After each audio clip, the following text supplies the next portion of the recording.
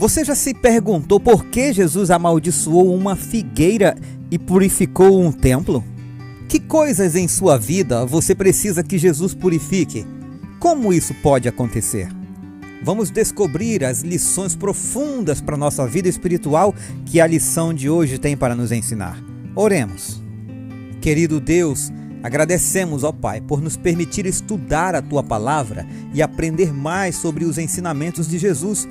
Pedimos que o Teu Espírito Santo nos guie e ilumine enquanto exploramos o livro de Marcos mais uma vez. Que possamos entender e aplicar essas lições em nossas vidas. Em nome de Jesus. Amém. Olá, sejam bem-vindos ao canal Para Que Todos Saibam. Hoje é segunda-feira, 26 de agosto. Aqui nós estudamos a lição da Escola Sabatina através dos comentários de Ellen White. Hoje nós vamos nos aprofundar em Marcos capítulo 11, versos 12 ao 26, onde Jesus amaldiçoa uma figueira e purifica o templo. Esses eventos não são apenas históricos, mas carregam significados espirituais profundos. Ellen White, em seus escritos, também nos oferecerá insights valiosos sobre esses acontecimentos. Vamos ao texto bíblico.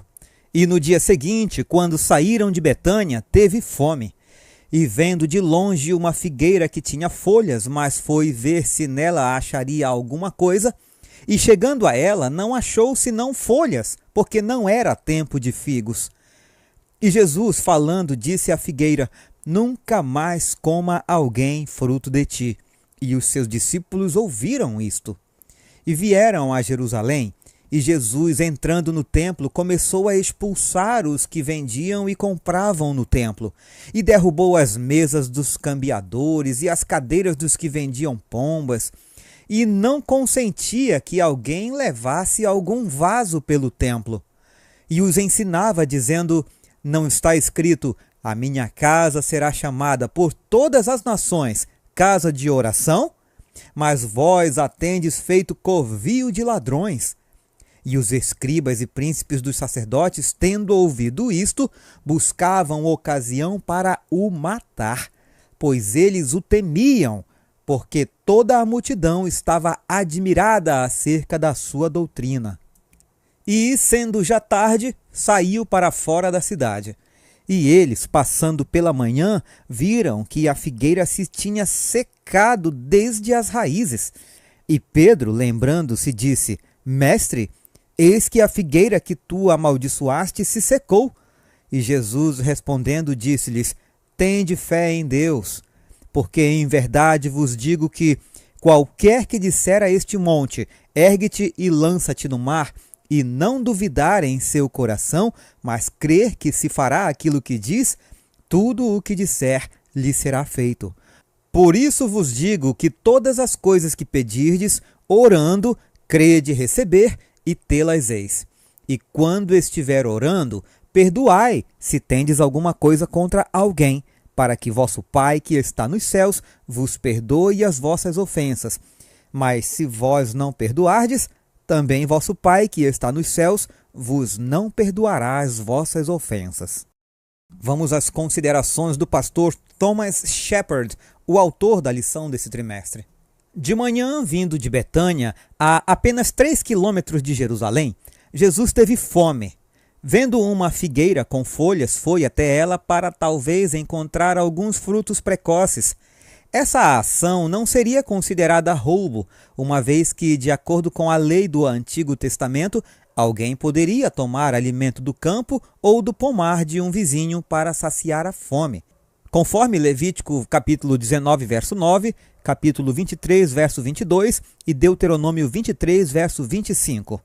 Mas Jesus não encontrou nenhum fruto e disse à árvore: nunca mais alguém coma dos seus frutos. Isso está em Marcos 11, verso 14. Foi uma ação bastante estranha e atípica para Jesus, mas o que veio depois foi ainda mais marcante. A próxima cena provavelmente tenha ocorrido no pátio dos gentios, onde eram vendidos os animais para sacrifício, uma prática iniciada por Caifás havia pouco tempo. Jesus expulsou os vendedores do pátio para que a adoração silenciosa pudesse continuar. A ação dele foi uma afronta direta aos responsáveis pelo sistema do templo. Jesus ligou duas passagens do Antigo Testamento como uma repreensão contundente ao comércio profano. Ele insistiu que o templo deveria ser uma casa de oração para todos os povos, como está em Isaías 56, verso 7, incluindo enfaticamente os gentios. Depois acrescentou que os líderes religiosos tinham feito do templo um covil de ladrões, conforme Jeremias 7, verso 11. Então, depois daquele dia extraordinário, Jesus deixou a cidade com seus discípulos. Na manhã seguinte, voltando para a cidade, os discípulos ficaram surpresos ao verem que a figueira estava seca desde a raiz. Ao explicar o que havia acontecido, Jesus ensinou sobre oração e perdão. O que tudo isso significa? Esses dois relatos são a quarta história em formato de sanduíche registrada em Marcos. Nessas histórias, a ironia dramatizada acontece quando personagens paralelos realizam ações opostas ou personagens opostos realizam ações paralelas. Em Marcos 11, a figueira e o templo estão em paralelo. Jesus amaldiçoou a árvore, mas purificou o templo. Ações opostas. Mas a ironia é que os líderes religiosos, a partir de então, iriam conspirar para matar Jesus, e essa ação significaria o fim do significado dos serviços do templo que se cumpriram em Cristo. Vamos agora aos comentários de Ellen White. No fim de seu ministério, Cristo foi outra vez ao templo e viu que estava sendo profanado como antes. Os próprios dirigentes do templo estavam envolvidos em compra, venda e câmbio. Eram tão dominados pela cobiça do lucro que, aos olhos de Deus, não eram melhores do que ladrões. Novamente, o olhar penetrante de Jesus percorreu o pátio profanado do templo. Todos os olhares estavam voltados para ele. Sacerdotes e autoridades, fariseus e gentios, olhavam com surpresa e respeito para aquele que estava diante deles com a majestade do Rei do Céu. Cristo falou com um poder que dominou o povo como uma forte tempestade. Está escrito: a minha casa será casa de oração, mas vocês fizeram dela um covil de salteadores. Lucas 19:46. Ninguém ousou questionar sua autoridade. Sacerdotes e comerciantes fugiram de sua presença, conduzindo o gado à frente. O Desejado de Todas as Nações, páginas 468 e 470. É natural da figueira que, antes de se abrirem as folhas, apareça o fruto. Portanto, essa árvore cheia de folhagem era uma promessa de frutos bem desenvolvidos. Sua aparência, porém, era enganosa. Depois de procurar entre os ramos, dos mais baixos aos mais altos, Jesus não achou nada a não ser folhagem. A árvore era nada mais que um grande amontoado de folhas. Cristo pronunciou maldição contra a figueira. Na manhã seguinte, quando ele e os discípulos estavam outra vez a caminho para a cidade, os ressequidos ramos e as folhas caídas chamaram a atenção deles. Mestre, disse Pedro, eis que a figueira que o Senhor amaldiçoou ficou seca. O ato de Cristo amaldiçoar a figueira havia surpreendido os discípulos. Parecia diferente de seu comportamento habitual. Muitas vezes eles o tinham ouvido dizer que não viera para condenar o mundo, mas para que o mundo fosse salvo por meio dele. João 3,17. Lembravam-se de suas palavras: o Filho do Homem não veio para destruir a vida dos homens, mas para salvá-los. Lucas 9,56. Suas maravilhosas obras foram realizadas para restaurar, nunca para destruir. Os discípulos o haviam conhecido apenas como o restaurador, o médico. Esse ato era único. Qual seria o propósito disso? Pensavam. O Desejado de Todas as Nações, páginas 463 e 464. A razão pela qual nosso povo não tem mais poder é porque professa a verdade, mas não a pratica.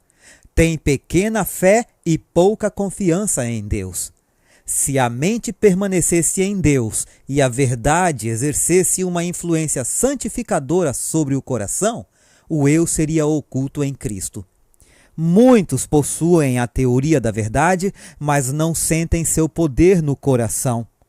A figueira estéril exibia seus galhos pretensiosos rumo ao céu. No entanto, quando o Redentor foi em busca de frutos, nada tinha senão folhas.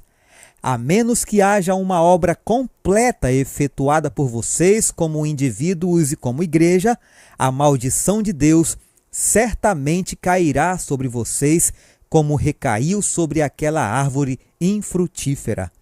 Testemunhos para a Igreja, volume 4, páginas 537 e 538. Como você pode garantir que sua vida espiritual está produzindo frutos verdadeiros? Você está disposto a purificar seu templo interior e perdoar aqueles que te ofenderam? Espero que esse estudo tenha sido esclarecedor para você. A maldição da figueira e a purificação do templo nos lembram da importância de uma vida espiritual frutífera e da verdadeira adoração. Que possamos aplicar esses ensinamentos em nossas vidas e buscar sempre a vontade de Deus. Se você gostou desse vídeo, então curta, comente, compartilhe, se inscreva no canal e ative o sininho das notificações. Aguardo você amanhã para continuarmos nosso estudo. Um forte abraço e fiquem todos com Jesus.